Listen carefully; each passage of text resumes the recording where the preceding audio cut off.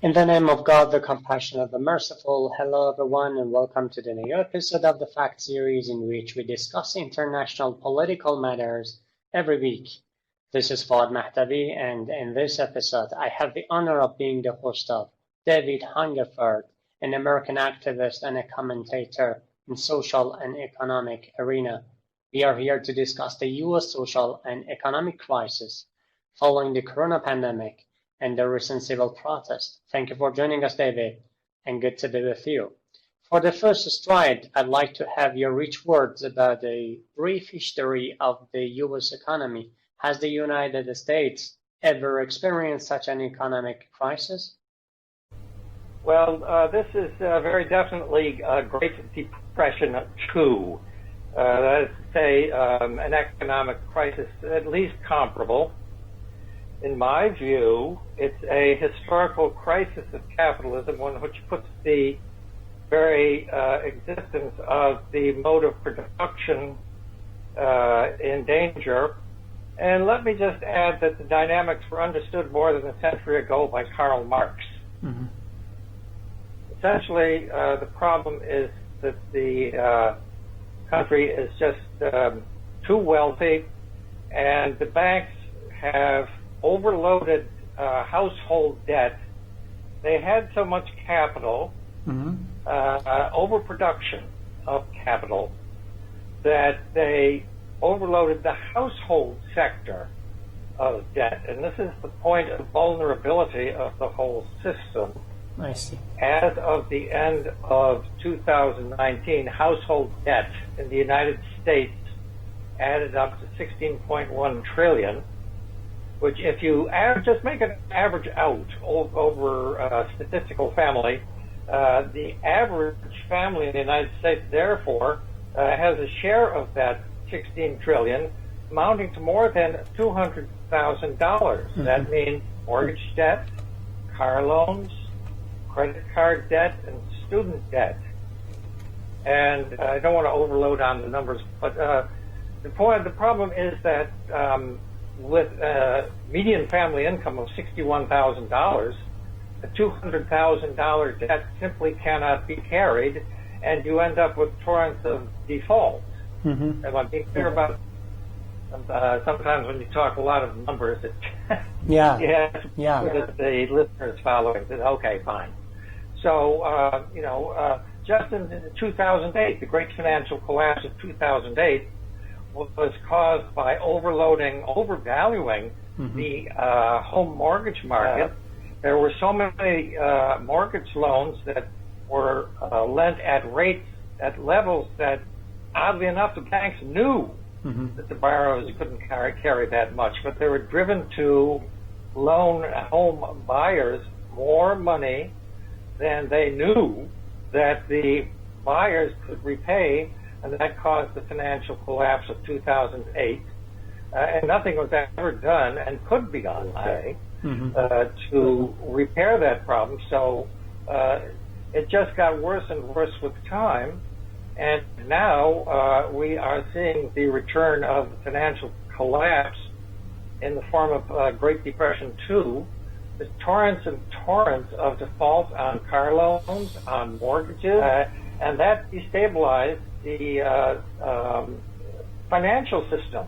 It just it couldn't absorb that shock. It's a very hard, finely tuned, hard pressed financial system anyway, and that is what has caused Great Depression II. And Great Depression II, let me say, really is terrifying. 47 million people have lost their employment. Let's see, tens of millions of people face homelessness. Mortgages can't be paid, rent can't be paid. We face a very serious threat of very high inflation in food prices. People won't be able to buy food. And those things, those are really terrifying. And they knew, I saw that in advance, and so, of course, the United States ruling class saw that in advance, and they pulled off this clever trick. The mainstream media in the United States, it's not journalism at all. It's just straight up Joseph Goebbels type by telling people what they're supposed to hear. And what they told the people, what they were supposed to be terrified of, is this coronavirus. Now, medical scientific study after study has determined that this is not that serious killer disease that they tell us. That it actually is a disease of comparable danger to common seasonal flus, which can be very serious. It's true, but kill very few people. The flu does kill very few people, but the coronavirus, which really should be classified as another flu. People only really die from it if they're very old, and the statistics show this very plainly. If they're over 70 and are suffering from other conditions like cancer, let's say, or organ failure, things like that, and then it's enough to tip them and send them on their final journey. But it is a very little danger to people under 70. And as I say, study after study has confirmed. But the problem is that in the terrifying face of the outbreak of Great Depression II, people are already in fear.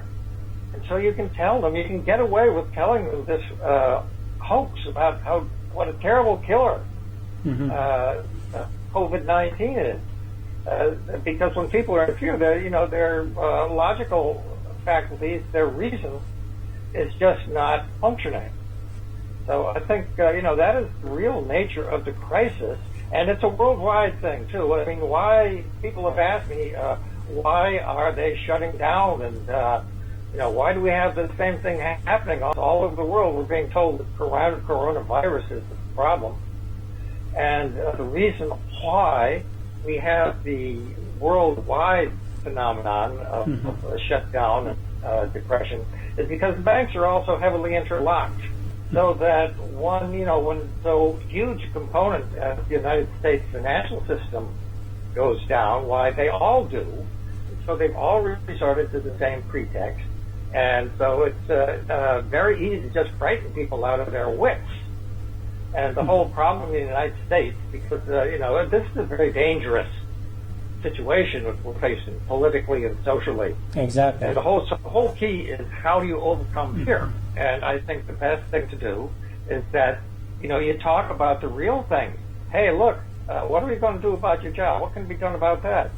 What can be done about the problem of availability of health care and so forth?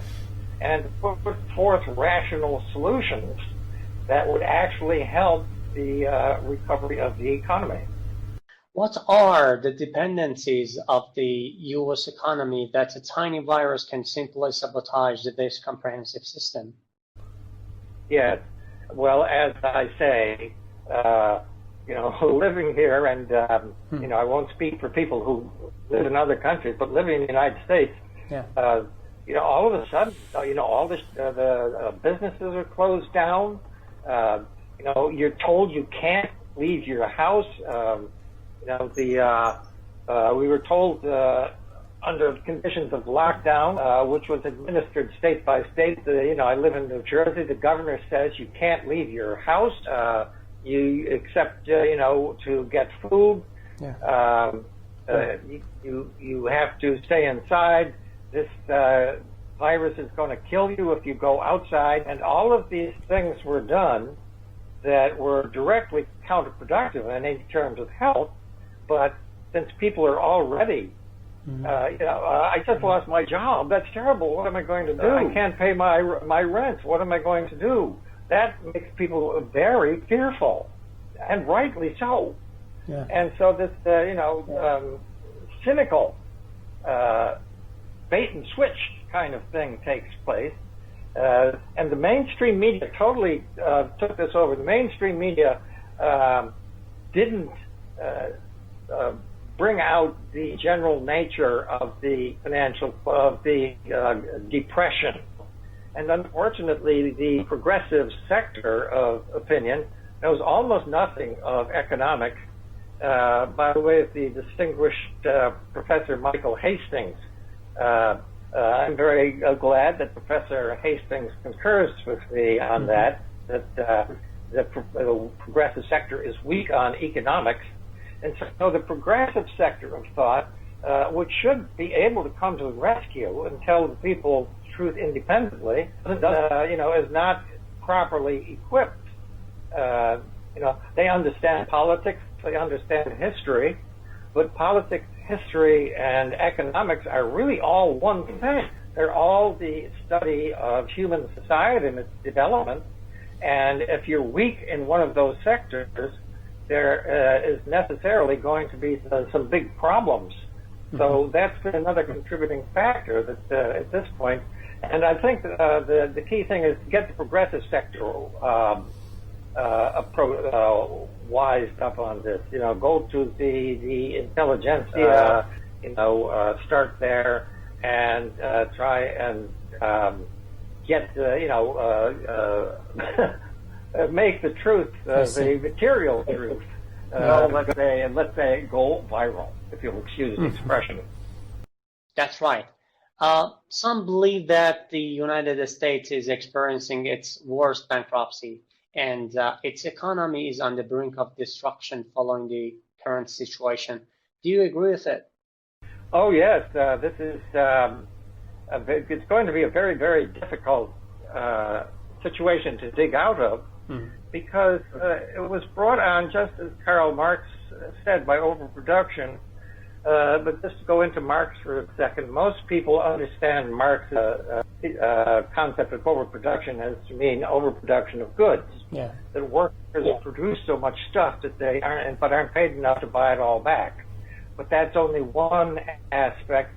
Marx also elucidates overproduction in terms of capital, that the productive forces create so much new value that it can't be turned around and put back into production. The only place that it can expand, because the new value springs from the hand of productive labor. And the five categories of productive industry in the United States are agriculture, construction, manufacturing, mining, which includes oil and gas, and utilities. And those create this enormous pile of new capital every year. Upwards of, typically, let's say I have actual, but let me just go illustrative ballpark numbers here for a second, because I don't have the figures right in front of me. But they'll typically crank out, let's say, $1.5 trillion of new capital in a typical year. But then, in order to expand production the next year, they can only put about maybe only $300 billion, let's say. That's very typical. Only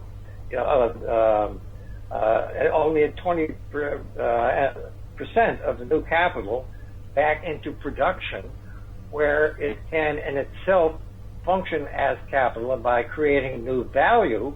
But that leaves $1.2 trillion of new capital sitting around that must be invested in, or it must seek profit in sectors of the economy where no new value is created. So how are you going to get a profit without creating new value in any functional way? But what they do is they'll force tremendous amounts of this capital into the mortgage market, the home mortgage market. They'll overvalue the home pricing, and then they'll overlend by a couple of $1 trillion. They'll force a couple of $1 trillion into the auto loan market. You could walk into an auto dealership in the United States and just purchase with no credit check at all. Just sign a contract where you are loaned the entire purchase amount of the automobile. Just sign here, $35,000. Okay, good. They give you the necessary documents, and you drive your car out. with a $35,000 car payment that you can't really pay. And so it is also, students have been forced to pick up a huge amount of this through overloaded student debt. They've been forced to borrow much too much. They get out of college owing crushing amounts of debt, $50,000, $60,000 at a time of life where they just don't have the income, and yet they're demanded for immediate repayment. And so you get all of these defaults.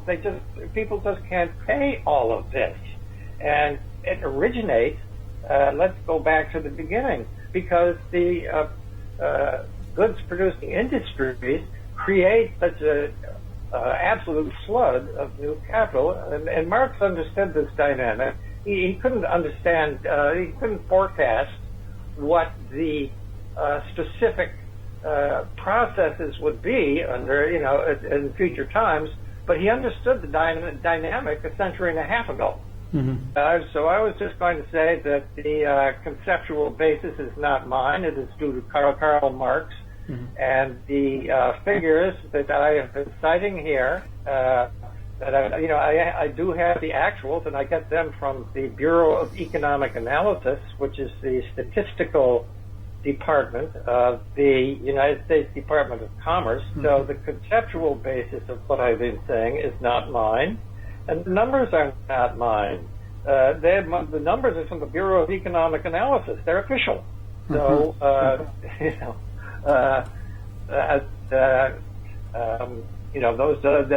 the only place that I would entertain a serious challenge, and I would rather like it, if anybody were to challenge me as to whether or not I correctly understood Marx. Okay. So I think the BEA are cut and dry. Many would like to know that what has happened to the U.S. oil industry. Could you please open it up? Yes, I know that has a whole lot of implications for, production, maintenance of the dollar as the international standard currency. But I haven't been following this in real detail, but yes, there is this very important challenge to the dollar in process around oil pricing and so forth. If the oil price goes too low, it greatly disrupts U.S. oil production, because it's a relatively high cost of extraction in the United States, and I think that is the weak point of the U.S. in this whole process. Beyond that, I can't really tell you too much. Oppression and injustice, systematic racism, gross violations of the rights of people of color, the domination of the rich class on 99% of American society, violent and racist behavior of the U.S. police, and the position of the U.S. president are the main reasons for the public anger and the civil protests. These are actually the atrocities that have taken place in the United States over the years. But what caused the American people to revolt against their oppressive rulers at this time? I think that I've been very suspicious of this whole Black Lives Matter, what's the other one, Antifa, this uprising, because you see, I have experienced struggles against police brutality and outrageous police killings. I've done that for many, many years at the grassroots level, and normally, even the most outrageous acts are in terms of the mainstream media, they're just not news. You call them up and say, we're having a march to protest the killing of Earl Faison Jr. in Orange, New Jersey, going back to 1999, this 26-year-old man who was picked up and killed by the police in the town of Orange, New Jersey. They did it to beat him to death in custody.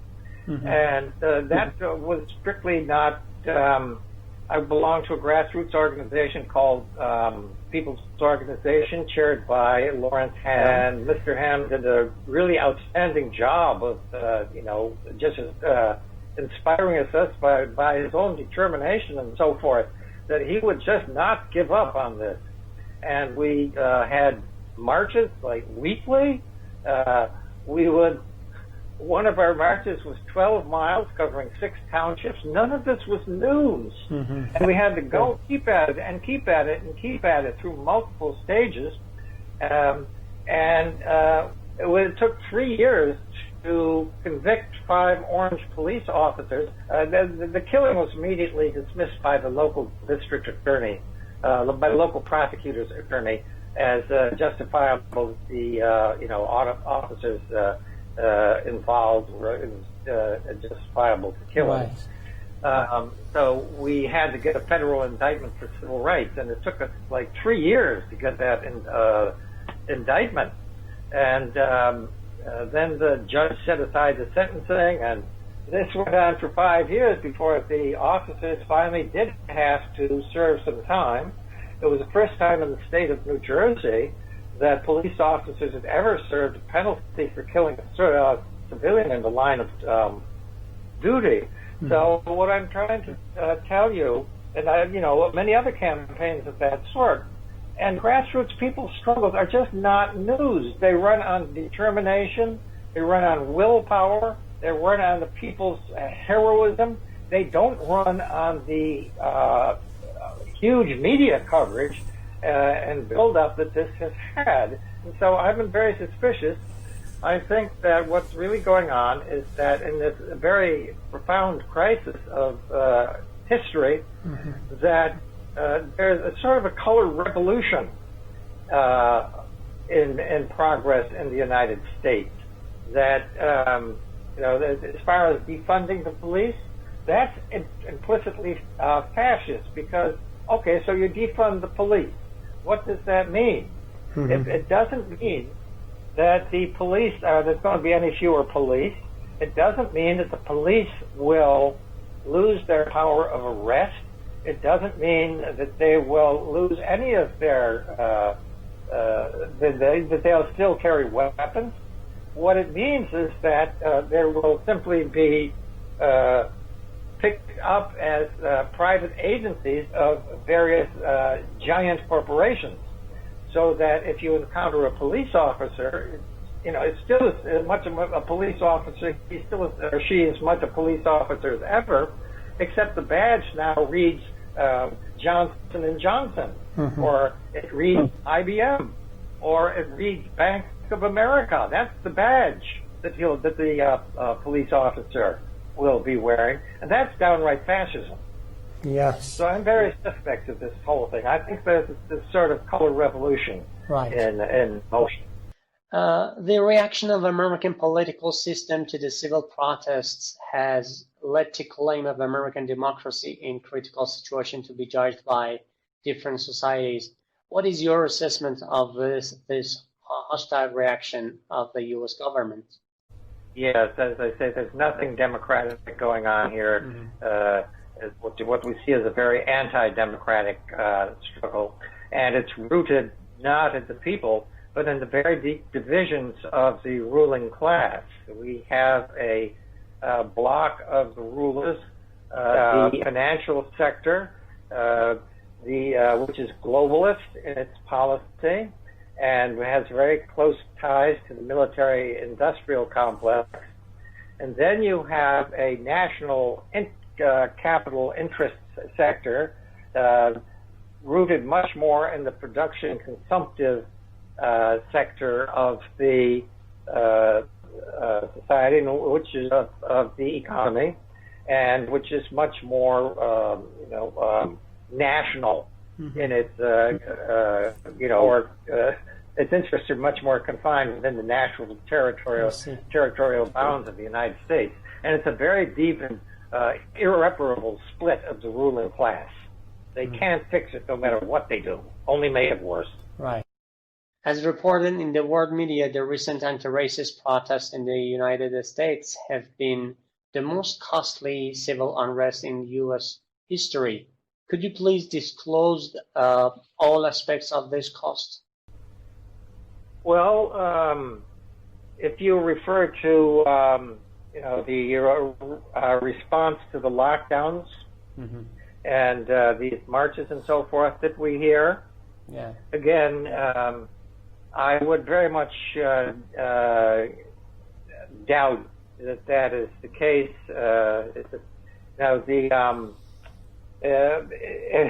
If Joseph Goebbels, Hitler's Minister of Information, could come back and see how the mainstream medium, and it's singular, there's really only, well, with very few exceptions, I'm very suspect of all of these claims that they raise. You have to look closely, and I don't see any reason to think that that's true. And for the last question, how do you predict the future of the U.S. generally? Increasing conflict in the ruling class, very deep instability, great danger of fascism. I don't see any, definitely determined course, but I do think that we must defend the Constitution of the United States, the Bill of Rights, and its guaranteed democratic liberties of the people. And a great deal hinges upon defense of the people's democratic rights. In fact, a great deal has to be restored because they've been systematically attacked for a decade.